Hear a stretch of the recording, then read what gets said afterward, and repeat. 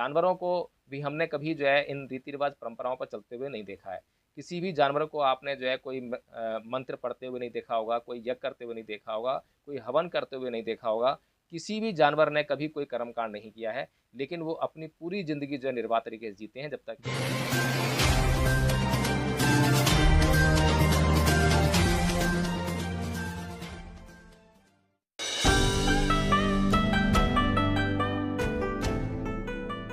जय भीम, नमो साथियों। आज हम चर्चा करेंगे एक कहानी पर जो कि चमत्कारों से जुड़ी हुई कहानी है। यह देश चमत्कारों का देश है।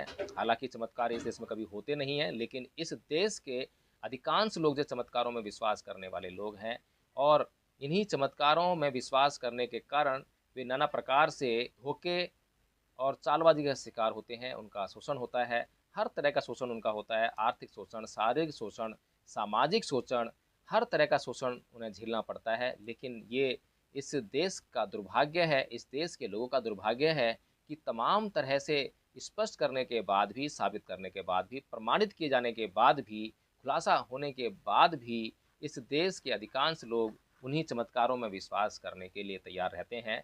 पता नहीं क्या बात है, समझने का फिर से प्रयास करेंगे। लेकिन ये कहानी है महमूद गजनवी की, जो कि गजनी से भारत के ऊपर आक्रमण करने के लिए चला था, जिसका उद्देश्य था सोमनाथ मंदिर को लूटना।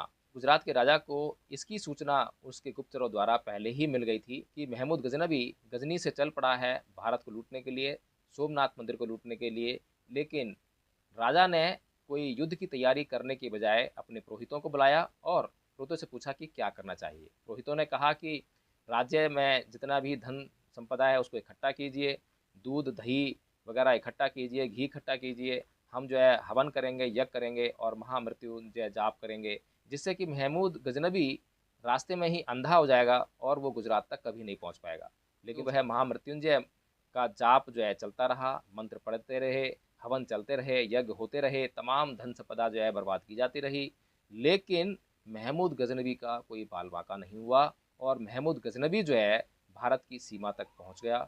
जैसे ही भारत की सीमा के भीतर वह दाखिल हुआ तो गुजरात का राजा था, उसने उस समय भी युद्ध की तैयारी करने के बजाय कायरतापूर्ण परिचय दिया और रात को चुपके से अपना राज्य छोड़कर भाग गया। जब महमूद गजनबी भारत में, गुजरात में पहुंचा, सोमनाथ मंदिर में पहुंचा, तो वहां देखा कि जो पंडित पुरोहित हैं वो यज्ञ कर रहे हैं, हवन कर रहे हैं, मंत्र का जाप कर रहे हैं। और उन्होंने जो है देखा कि सोमनाथ मंदिर जो है अथाह धन संपदा से भरा पड़ा है। जब वहाँ के लोगों से यह पूछा कि ये जो अथाह धन संपदा है इस मंदिर में कहाँ से आई, तो लोगों ने बताया कि जो मंदिर के बीचों बीच जो एक मूर्ति है जो हवा में झूल रही है, जिसको कोई सपोर्ट नहीं है, तो वो हवा में जो झूल रही है या लटकी हुई है, तो उसका जो चमत्कार है उसके कारण ये धन संपदा यहाँ पर इकट्ठी हुई है। तो साथियों, महमूद गजनबी जो है, क्योंकि वो जो है इन चमत्कारों में विश्वास नहीं करता था, लेकिन वह इस बात की जांच करने के लिए कि इनकी बातों में कितनी सच्चाई है, उसने जो है वहाँ पर जो गुम्बद वगैरह लगे थे, पिलर लगे थे, उनको तुड़वाया। और जैसे ही जो चारों ओर जो चुंबक लगा हुआ था जिसके कारण वह मूर्ति हवा में लटकी हुई थी, वो चुंबक जैसे ही नीचे गिरा तो वो मूर्ति भी नीचे गिर गई। और जो पंडा पुरोहितों की जो चालबाजी थी, जो चमत्कारों की बकवास धारणाएं थीं, वो जो है उस मूर्ति के साथ ज़मीन में धराशायी हो गई।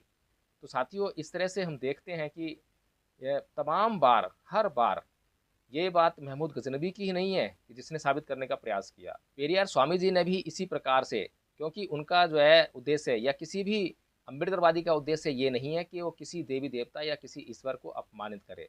लेकिन जब कोई व्यक्ति ये कहता है कि उसके देवी देवताओं या ईश्वर जो उनकी मूर्ति उन्होंने बनाई है उसके अंदर चमत्कार है, शक्ति है, सामर्थ्य है, तो उसकी परीक्षा लेने के लिए यह सब करना ही पड़ता है, जांच तो करनी ही पड़ती है। इसीलिए पेरिया रामा स्वामी जी ने लगातार पूरे दिन सुबह से लेकर शाम तक जो मूर्तियां बनवाई, अब मूर्तियां किसकी थी, फिर किसी की भावना ना आहा तो इसके लिए मैं नाम नहीं ले रहा हूँ, खाली ये बता देता हूँ कि वो हिंदू देवी देवताओं की मूर्तियां थी, ईश्वर की मूर्तियां थी। उनमें जो है लगातार सुबह से लेकर शाम तक चप्पलें मारते रहे और शाम को बड़ी जनसभा में यह घोषणा की, यह बताया लोगों को, लोगों की आंखें खोलने के लिए कि देखिए सुबह से लेकर शाम हो गई है, मैं सुबह से लेकर शाम तक जो है मैं जूते चप्पल मार रहा हूँ, मेरे हाथ दर्द कर गए हैं, लेकिन इन मूर्तियों ने उफ तक नहीं की। तो हमें ये समझना चाहिए, जानना चाहिए कि जब ये मूर्तियाँ अपनी रक्षा नहीं कर सकती हैं, तो ये हमारी रक्षा कैसे करेंगी। तो साथियों, ये कुछ तरीके हैं जो कि हम, यदि कोई हमें कोई व्यक्ति बात कहता है, तो उस बात को हमें मानना चाहिए या नहीं मानना चाहिए। ये हमें जो मनुष्य होने का जो हमें प्रमाण तो देना ही चाहिए, क्योंकि हमने मनुष्य के रूप में जन्म लिया है और मनुष्य ही एकमात्र विवेकशील प्राणी है जिसके पास विवेक है, बुद्धि है। लेकिन यदि मनुष्य इस विवेक और इस बुद्धि का इस्तेमाल ही ना करे, तो फिर उसका जो है कल्याण करना बड़ा मुश्किल है। और हमारे चारों तरफ हमारे रिश्तेदार, नातेदार सभी जो हैं इस तरह के अंधविश्वासों में लिप्त हैं, परंपराओं में लिप्त हैं, रीति रिवाजों में लिप्त हैं, जिनको बार बार बताने के बाद भी, बार बार साबित करने के बाद भी, तमाम तरीक़ों से समझाने के बाद भी वे इनको छोड़ने का प्रयास नहीं करते हैं। तो साथियों, बस इतनी सी बात है कि मनुष्य जो है विवेकशील प्राणी है, उसके पास बुद्धि है। तो इस बुद्धि का जो है उसे परिचय देना चाहिए, उसे बताना चाहिए कि हाँ, मैं मनुष्य हूँ, मैं जानवर नहीं हूँ। जानवरों को भी हमने कभी जो है इन रीति रिवाज परंपराओं पर चलते हुए नहीं देखा है। किसी भी जानवर को आपने जो है कोई मंत्र पढ़ते हुए नहीं देखा होगा, कोई यज्ञ करते हुए नहीं देखा होगा, कोई हवन करते हुए नहीं देखा होगा। किसी भी जानवर ने कभी कोई कर्मकांड नहीं किया है, लेकिन वो अपनी पूरी ज़िंदगी जो है निर्वाह तरीके से जीते हैं, जब तक कि कोई आपदा उनके ऊपर ना आ जाए। जब कोई आपदा आती है, तो उस आपदा से बचाने के लिए कोई ईश्वर नहीं आता, उन्हें पता होता है, इसलिए तब वे किसी भी ईश्वर की स्तुति नहीं करते हैं, कोई मंत्र जाप नहीं करते हैं।